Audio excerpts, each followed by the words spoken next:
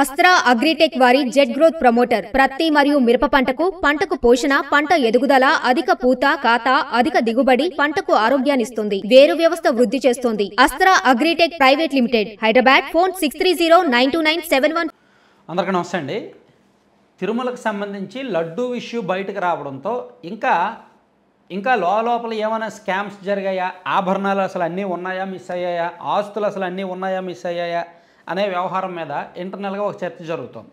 So ఈలోగా తిరుమలలో ఈ లడ్డు అనేది మహాపచారం ప్లస్ కుట్ర, అవినీతి ఈ కోణం కిందకు వస్తుంది. అది పక్కన పెడితే ఇదే కాకుండా తిరుమలలో బీభత్సమైన అవినీతి జరిగింది, 100 కోట్ల స్కామ్స్ జరిగాయి గత 5 ఏళ్లలో అనేది విజిలెన్స్ గుర్తించింది.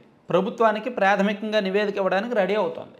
చాలా వ్యవహారాలు అక్కడ సివిల్ పనులు, అక్కడ రోడ్లు పనులు కానీ, లేదా డెవలప్మెంట్ వర్క్స్ కానీ, కాంట్రాక్ట్ వర్క్స్ కానీ, వీటితో పాటు దర్శనాలు కొంతమంది బ్లాక్లో అమ్ముకోవడం, అది అలాగే అక్కడ తిరుమల లడ్డు నెయ్యి ఒక్కటే కాదు కదా, లడ్డూలో జీడిపప్పు ఉంటుంది, అందులో యాలకులు, ఇతర ఇంగ్రీడియంట్స్ కొనుగోళ్ళు ఇవన్నీ ఉంటాయి, మిల్క్ కొనుగోళ్ళు ఉంటాయి. సో ఈ మొత్తం వ్యవహారాల్లో కూడా పెద్ద భారీ ఎత్తున స్కామ్ జరిగింది అనేది విజిలెన్స్ ప్రాథమికంగా గుర్తించింది. అందులో ప్రధానంగా వీళ్ళు ఏంటంటే అసలు అవసరం లేకపోయినా రోడ్లు వేశారంట. దాదాపుగా 200 కోట్లు అవసరం లేకపోయినా సరే రోడ్లు ఫుట్పాత్లు ఎప్పుడు చూసినా ఎక్కడో దగ్గర రోడ్డు వర్క్ జరుగుతూనే ఉంటుంది, ఫుట్పాత్ వర్క్ జరుగుతూనే ఉంటుంది. అది అవసరమా కాదా అనేది కాదు. కొన్ని చోట్ల బాగున్నవి కూడా కొట్టేసి మళ్ళీ వేశారు. దీనిలో దాదాపుగా 200 కోట్లు జరిగింది అనేది వాళ్ళు ఓన్లీ రోడ్స్లోనే 106 కోట్లు 106 కోట్ల 15 లక్షల విలువైన అంతర్గత రోడ్ల నిర్మాణం. సో దీనిలో ఒక 20% స్కామ్ జరిగినా సరే దాదాపుగా 21 కోట్ల స్కామ్ జరిగినట్టే. వాళ్ళు ఎంత మేరకు జరిగి ఉంటుంది, అసలు ఎవరికి కాంట్రాక్ట్ ఇచ్చారు, ఏ వర్క్స్ చేశారు, అవి అంతకుముందు ఎలా ఉన్నాయి, ఇదంతా కూడా విజిలెన్స్ ప్రాథమికంగా గుర్తించింది. అలాగే వివిధ రకాల పనులు చేపట్టేందుకు 2019-24 మధ్య టెండర్ నోటిఫికేషన్లు చాలాసార్లు సవరణలు చేశారు. అంటే వాళ్ళు ఎవరికైతే టెండర్లు ఇవ్వాలనుకున్నారో ముందుగానే వాళ్ళను గుర్తించి వాళ్ళకి అనుకూలంగా నిబంధనలు మార్చారనమాట. అసలు బిడ్ సమర్పణ గడువు, గుత్తేదారు అనుభవం, షరతుల్లో అనేకం ఎలా కావాలంటే అలా ఇచ్చారు. అలాగే డీటెయిల్డ్ డ్రాయింగ్స్ అప్లోడ్ చేయలేదు. 50 లక్షలకు మించి విలువైన ఎలక్ట్రానిక్ ఉపకరణాలు కొనుగోలులో అక్రమాలకు పాల్పడ్డారు. 50 లక్షలకు పైగా ఏమైనా ఎలక్ట్రానిక్ కొనుగోలు వాటిల్లో కూడా అక్రమాలు జరిగాయంట. అలాగే సివిల్ పనుల్లో తిరుమలలోని గోవర్ధన్ చౌల్ట్రీ వెనకాల యాత్రికుల అదనపు సౌకర్య కేంద్రం నిర్మాణంలో భారీగా అక్రమాలు జరిగాయి. నిర్మాణ స్థలాన్ని పరిశీలించకుండా, అటవీ శాఖ అనుమతి తీసుకోకుండా పనులు ప్రారంభించారు. దాదాపుగా 65 కోట్ల వ్యయంతో పనులు చేపడతామని బోర్డు సమావేశంలో పేర్కొనగా అంచనా వ్యయాన్ని 98 కోట్లకు పెంచారు. కాంట్రాక్టర్ని కూడా వాళ్ళకి నచ్చిన వాళ్ళకి ఇచ్చుకున్నారంట.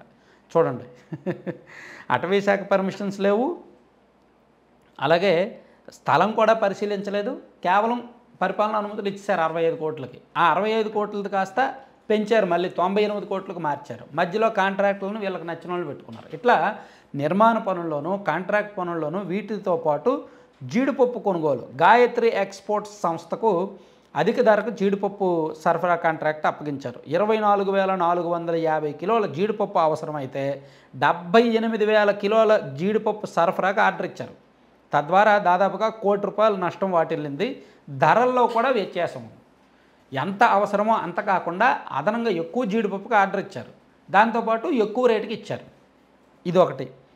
ఇట్లా మొత్తం అన్ని వ్యవహారాల్లో కూడా తప్పులు జరిగాయి, భారీగా అవకతవకలు జరిగాయి అనేది విజిలెన్స్ గుర్తించింది. విజిలెన్స్ గుర్తించి ఒక రిపోర్ట్ రెడీ చేశారు. ఆ రిపోర్ట్ని ప్రభుత్వానికి సప్లై చేస్తే మేబీ ప్రభుత్వం, విజిలెన్స్ ఎప్పుడైనా సరే వాళ్ళు ప్రాథమికంగా విచారణ చేసి నివేదిక ఇస్తారు. దాని మీద పోలీస్ ఎంక్వైరీ జరుగుద్ది అనమాట. సిట్ కానీ, లేదా పోలీసులు విచారణ చేపట్టడం కానీ, లేదా ఏసీబీ ఎంక్వైరీస్ కానీ దాని మీద జరుగుతుంటాయి. సో విజిలెన్స్ వాళ్ళకి చర్యలు తీసుకునే హక్కు ఉండదు, కేసులు నమోదు చేసే హక్కు కూడా ఉండదు. వాళ్ళు కేవలం తప్పులు మాత్రమే గుర్తించి, జరిగిన అక్రమాలను గుర్తించి ప్రభుత్వానికి రిపోర్ట్ చేస్తారు. అలా టీటీడీలో ఉన్న అంతర్గత విజిలెన్స్ విభాగం గుర్తించిన అక్రమాలు దాదాపుగా 550 నుంచి 600 కోట్లు తప్పులు జరిగాయి. అంత మేరకు అవినీతి జరిగిందని ప్రాథమికంగా నిర్ధారించారు. ఇవి కాకుండా దర్శనాలు ప్రైవేట్గా అమ్ముకోవడం, బ్లాక్ మార్కెట్లో దర్శనాలు ఇవ్వడం అవన్నీ కూడా జరుగుతున్నాయి. సో మరి దాని మీద ఓవరాల్గా ఎంతమేరకు స్పందిస్తారనేది చూడాలి. Thank you.